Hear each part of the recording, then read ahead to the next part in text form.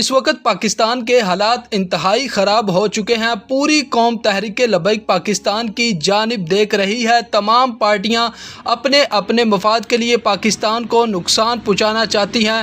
علامہ سعد حسین رضوی کا کہنا ہے، ختم نبوت اور ناموس رسالت صلی اللہ علیہ وآلہ وسلم کے تحفظ کا معاملہ ہوا تو برداشت تحمل کا پاٹ پڑھایا جاتا ہے، جبکہ اپنی حکومت کا مسئلہ ہو تو یہی لبرل وحشی درندے بن جاتے ہیں۔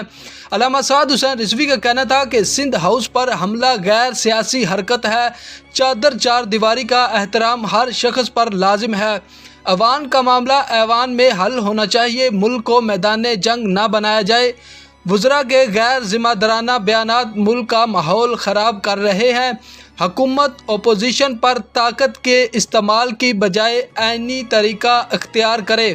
تحریک عدم اعتماد اپوزیشن کا آئینی اور جمہوری حق ہے۔ سیاست میں انتہا پسندی، فریب، لوٹازم، غیر آئینی ہتھ کنڈے ختم ہونے چاہیے۔ ہمارے لیے P T I, people party اور نون لیگ ایک برابر ہیں۔